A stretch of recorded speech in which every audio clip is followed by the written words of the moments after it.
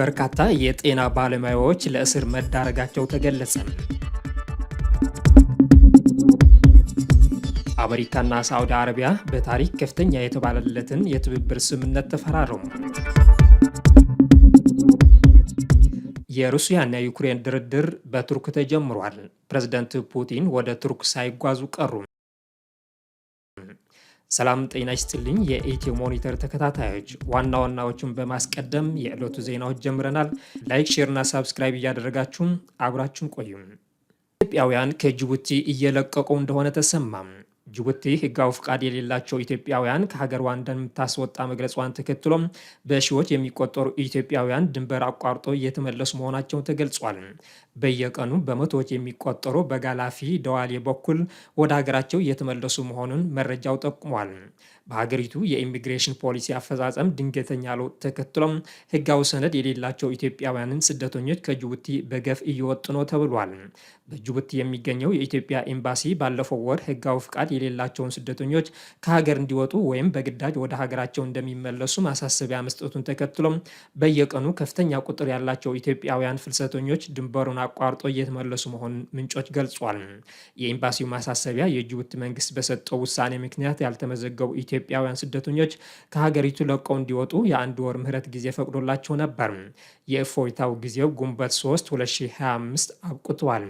ከ150 ያላነሱ ኢትዮጵያውያን ከቅርብ ሳምንታት ወዲህ በደዋሌና በጋላፊ በኩል ከጅቡቲ እየወጡ ነው ሲል የአይን እማኝ ለሪፖርተር ተናግሯል። አብዛኞቹ የጉልበት ሰራተኞች፣ ሻጮች፣ የቤት ሰራተኞች ወይም በሱቅ ጠባቂነት የሚሰሩ ሰዎች ናቸው ብለዋል መረጃ ሰጪው። 50 ሺህ ኢትዮጵያውያን በጅቡቲ የሚኖሩ ሲሆን አብዛኞቹ በጉልበት ወይም በአቅራቢነት የተሰማሩ ናቸው። የአውሮፓ ህብረት በቀይ ባህር አካባቢ ያለው ውጥረት አሳሳቢ ነው አለ። የአውሮፓ የውጭ ግንኙነት ካውንስል ሰሞኑን ባወጣው ሪፖርት በቀይ ባህር አካባቢ በኢትዮጵያና ኤርትራ እንዲሁም በኢትዮጵያና ግብጽ መካከል የሰፈነው ውጥረት በአውሮፓ ህብረት ጥቅሞችና ደህንነት ላይ ከባድ ስጋት እንደደቀን አስታውቋል። ካውንስሉ በሪፖርቱ እንዳመለከተው ይህ ውጥረት ወደ ሌሎች የአፍሪካ ቀንድ ክፍሎች እየተስፋፋ በመምጣት ሶማሊያን ጨምሮ ቀጠናውን ወደ ባሰ አለመረጋጋት ሊመራው ይችላል ብሏል። ይህ ሁኔታ ለአውሮፓ ህብረት ደህንነትና ኢኮኖሚያዊ ጥቅም ስጋት እንደሚሆንም ሪፖርቱ አትቷል። በዚህ መሰረት የአውሮፓ ህብረት በኢትዮጵያና ሶማሊያ መካከል የተደረሰውን የባህር በር ስምምነት በመደገፍ በኢትዮጵያና ጎረቤቶቿ መካከል ያለውን ውጥረት ለማርገብ ጥረት እንዲያደርግ ካውንስሉ ጥሪ አቅርቧል። ከዚህ በተጨማሪ ሁለቱ ሀገራት ኢትዮጵያና ሶማሊያ የንግድ ኮሪደር እንዲገነቡም የአውሮፓ ህብረት ድጋፍ እንዲሰጥ ሪፖርቱ አሳስቧል። የአውሮፓ የውጭ ግንኙነት ካውንስል ይህንን ምክረ ሀሳብ ያቀረበው በቀጠናው ያለው አለመረጋጋት እየሰፋ ከመምጣቱ በፊት የአውሮፓ ህብረት ንቁ ተሳትፎ በማድረግ ሰላምና መረጋጋትን ለማረጋገጥ ያለውን ፍላጎት ለማሳየት ነው ተብሏል። በትግራይ በተካሄደው ጦርነት ጉዳት የደረሰበት የአልነጃሺ መስጊድ ጥገና 90 በመቶ መጠናቀቁን ተገለጸ። በትግራይ በተካሄደው ጦርነት በከባድ መሳሪያው ጉዳት እንደደረሰበት የተገለጸው ታሪካዊ የአልነጃሺ መስጊድ ጥገና 90 በመቶ መጠናቀቁን ተገልጿል። በቱርክ መንግስትና ቲካ በተባለ ግብረሰናይ ድርጅት በመደቡት የድጋፍ ገንዘብ አማካይነት ባለፉት 8 ወራት መስጊዱ በሀገር ውስጥ ባለሙያዎች ጥገናና እድሳት ሲደረግለት እንደነበር የክልሉ የክልተ አውላዕሎ ወረዳ የባህልና ቱሪዝም አስተባባሪ ወይዘሮ ዛፉ ገብረስላሴ ተናግሯል። በተተኮሰው ከባድ መሳሪያ የመስጊዱ አካልና የእንግዶች ማረፊያ ያስተናገደው ጉዳት ከባድ የነበረ ቢሆንም የተደረገለት እድሳትና ጥገና በተያዘለት ጊዜ አብዛኛው ስራው መጠናቀቁን አስተባባሪዋ መናገራቸው ከድምፅ ወያነ ቴሌቪዥን የተገኘው መረጃ ያሳያል። ከስራ ማቆም አድማ ጋር ተያይዞ በርካታ የጤና ባለሙያዎች በቁጥጥር ስር መዋላቸውን ጫና እየደረሳቸው መሆኑን ተገለጸ። በተለያዩ የኢትዮጵያ አካባቢዎች የሚገኙ በርካታ የጤና ባለሙያዎችና የሕክምና ተማሪዎች ለሶስተኛ ቀን እየተካሄደ ባለው ከፊል ስራ የማቆም አድማ ጋር ተያይዞ የጤና ባለሙያዎች በቁጥጥር ስር መዋላቸውና ጫና እየደረሰባቸው መሆኑን ተነግሯል።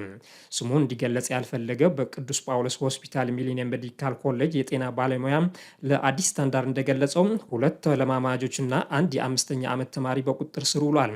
የጥቁር አንበሳ ስፔሻላይዝድ ሆስፒታል የጤና ባለሙያ የኦርቶፔዲክ ዲፓርትመንት ቺፍ ፕሬዝዳንት ዶክተር ነብዩ በጸጥታ ኃይሎች ከመኖሪያ ቤቱ ተይዞ ታስሯል። በአሁኑ ሰዓት ስላለበት ሁኔታ አናውቅም ብሏል። በአማራ ክልል ደቡብ ወሎ ዞን በቦሮ ሜዳ አጠቃላይ ሆስፒታል አጠቃላይ ሐኪም የሆኑት ዶክተር አወል መሐመድ ከሌሎች 9 የስራ ባልደረቦቻቸው ጋር ወደ ስራ ሲመለሱ ከሆስፒታሉ በጸጥታ ኃይሎች መታሰራቸውና ከሁለት ዶክተሮች ውጭ የተቀሩት መለቀቃቸው ገልጿል። አሜሪካና ሳዑዲ አረቢያ በታሪክ ከፍተኛ የተባለለትን የትብብር ስምምነት መፈራረማቸው ተሰማ። የአሜሪካ ፕሬዝደንት ዶናልድ ትራምፕ እና የሳዑዲ አረቢያ አልጋ ወራሽ መሐመድ ቢን ሳልማን የኢነርጂ የመከላከያና ሌሎች ዘርፎች የሚያካትት የ$600 ቢሊዮን ስምምነት ተፈራርመዋል። ይህም በሁለቱ ሀገራት ታሪክ ከፍተኛ ነው ተብሏል። በተባበሩት አረብ ኤሚሬትስ ጉብኝታቸው የጀመሩት ትራምፕ ሳዑዲ አረቢያና ኳታርን አዳርሷል። መረጃዎች እንደሚያሳዩት የትራምፕ ጉብኝት መካከለኛው ምስራቅና በአፍሪካ ቀንድ ስላለው የጸጥታና ደህንነት ጉዳዮች አመርቂ ውይይት እንዳደረጉ ነው። በሌላ በኩል ከኢራን ጋር የኒውክሌር ስምምነት ላይ ለመድረስ ተቃርበናል ሲሉም ፕሬዝደንት ትራምፕ በኳታር ባደረጉት ንግግር አስታውቋል። ኢራን ከአሜሪካ ቀጥታ ውይይት አላደርግም ስትል የቆየች ሲሆን አሁን ግን እንደተስማማች ትራምፕ ገልጿል። ፕሬዝደንቱ ጉዳይን አስመልክቶ በሰጡት መግለጫ ኢራን ዩናይትድ ስቴትስ ያቀረበችውን የኒውክሌር ድርድር ነጥብ በአዎንታ እንደተመለከተችው አንስቷል። የኒውክሌር ስምምነት ሂደቱ በጥሩ ሁኔታ ላይ እንደሚገኝ ጠቁሞ በሚቀጥሉት ቀናት ኢራን የድርድር ሀሳቡን ልትቀበል እንደምትችል አመልክቷል። ኢራን የቀጠናው ሀያል ሀገር ለመሆን የምታደርገውን ጥረት እንደግፋለን ያሉት ፕሬዝደንት ትራምፕ በአንጻሩ ቴሄራን የኒውክሌር ጦር መሳሪያ እንድትታጠቅ አንፈቅድም ብሏል። በሀገሪቱ መካከል ዘላቂ ሰላምን ማስፈን የሚያስችል የኒውክሌር ስምምነት እንዲፈረም አሜሪካ የድርድር ሂደቱን አጠንክራ እንደምትቀጥልበት አረጋግጧል። አራተኛ ዙር የአሜሪካና ኢራን ቀጥተኛ ያልሆነ የኒውክሌር ውይይት ባሳለፍነው እሁድ በኦማን ማጠናቀቁን ይታወሳል። የዩክሬኑ ፕሬዝደንት ቭላዲሚር ዜሌንስኪ ለድርድር ቱርክ አንካራ ገቡ። የዩክሬኑ ፕሬዝደንት ቭላዲሚር ዜሌንስኪ ከሩሲያ ባለስልጣናት ጋር ለመደራደር ቱርክ አንካራ ገብቷል። ድርድሩ በኢስታንቡል ሊጀመር መሆኑን ተከትሎ ከድርድሩ አስቀድሞ ከቱርኩ ፕሬዝደንት ሬሲፕ ጣይብ ኤርዶሃን ጋር ተገናኝቶ ተነጋግሯል። ዜሌንስኪ አንካራ እንዲደርሱ በአውሮፕላን ማረፊያ በሰጡት አጭር መግለጫ እኔ ለድርድር ተገኝቻለሁ፣ ሩሲያውያን በምን አይነት ደረጃ እንደሚገኙ እናያለን ሲሉ ተናግሯል። በተጨማሪም ዜሌንስኪ የዩክሬን ልዑክ አባላት ከውጭ ጉዳይ ሚኒስትር፣ ከፕሬዝደንቱ ጽህፈት ቤት፣ ከጦር ኃይሉና ከሁሉም የደህንነት ዘርፎች የተውጣጡ ተወካዮችን ያካተተ ነው ማለታቸው ሲኤንኤን ዘግቧል። ሩሲያ ለድርድሩ የምትልከውን የልዑካን ቡድን ስብጥር ይፋ ማድረጓ ይታወሳል። ይሁንና ዜሌንስኪ ከሩሲያው አቻቸው ቭላዲሚር ፑቲን ጋር በአካል ለመገናኘት ፈቃደኛ መሆናቸውን ቢገልጹም ክሬምሊን ግን ፑቲን ለድርድሩ ወደ ቱርክ እንደማይጓዙ አስታውቋል። ኢትዮጵያ ለተባበሩት መንግስታት ድርጅት ድጋፍ እንደምትሰጥ ገለጸች። ኢትዮጵያ የተባበሩት መንግስታት የሰላም ማስከበር ስራን ለማጠናከር የአገልግሎት ሄሊኮፕተር ክፍል፣ የተቋቋመው የፖሊስ ክፍልና የፖሊስ ጥበቃ ክፍል ለማበርከት ቃል ገብታለች። ቃል ኪዳኑ የተነገረው እንደ አውሮፓውያን አቆጣጠር በ2025 በተባበሩት መንግስታት የሰላም አስከባሪ ሚኒስትር ትላንት በበርሊን ጀርመን ውስጥ በመጠናቀቁ ነው።